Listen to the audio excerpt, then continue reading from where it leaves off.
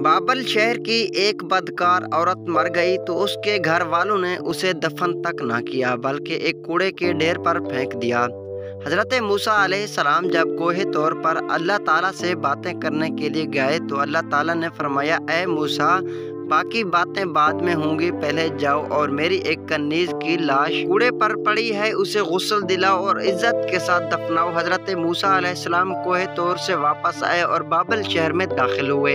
तलाश करते करते एक जगह देखा कि कूड़े पर एक लाश पड़ी है और उसके इर्द गिर्द 4 कुत्ते रखवाली कर रहे हैं ताकि कोई दरिंदा लाश को पामाल ना कर सके। हजरत मूसा अलैहिस्सलाम ने उसके घर का पता पूछा और उनसे कहा कि लाश को उठाने में मेरी मदद करो। औरत के घर वालों ने कहा कि हम इस लाश के करीब भी नहीं जाएंगे। ये एक बदकार औरत थी जिसने अपनी सारी जिंदगी बदकारी में गुजार दी।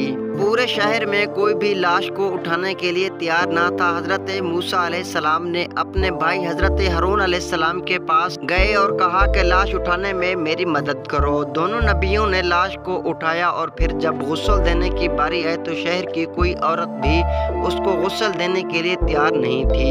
यह देखते हुए हजरत मूसा अलैहिस्सलाम ने अपनी ज़ौजा और बहन को हुक्म दिया कि इस औरत को गुस्ल दो। गुस्ल के बाद अपने भाई हजरत हारून अलैहिस्सलाम की मदद से उस औरत को दफन किया। दफनाने के बाद जैसे ही आप वापस आ रहे थे, शहर वाले लोग आपके सामने आ गए और सब मिलकर आपसे कहने लगे कि ए मूसा, या तो हमें इस बात की वजाहत दो कि एक बदकार औरत को इतनी इज्जत क्यों दें, या फिर वो कलमा जो आप अलैहिस्सलाम ने हमें पढ़ाया हम आपको वापस करने आए हैं। हजरत मूसा अलैहिस्सलाम ने लोगों से फरमाया, ए शहर के लोगों, मुझे जो हुक्म अल्लाह ने दिया मैंने उस हुक्म की तामील की। अगली बार जब कोहे तौर पर गया तो तुम सबको तुम्हारे उस सवाल का जवाब मिल जाएगा। ये सुनकर लोग वापस चले गए। हजरत मूसा अलैहिस्सलाम कोहे तौर पर गए तो फरमाया, ए मेरे परवरदिगार, इस शहर के लोग मुझसे इस बात की वजाहत मांगते हैं कि एक बदकार औरत को इतनी इज्जत से क्यों दफन किया गया। अल्लाह ने फरमाया, ए मूसा, ये औरत वाकई बदकार थी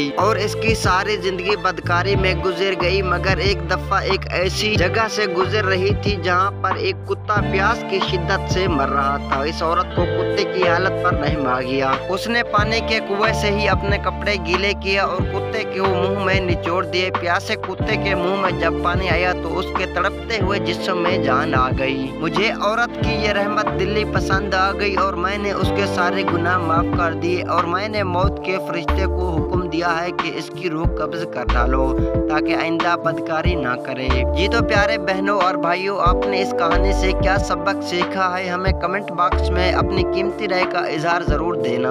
अल्लाह हो आपका हामी।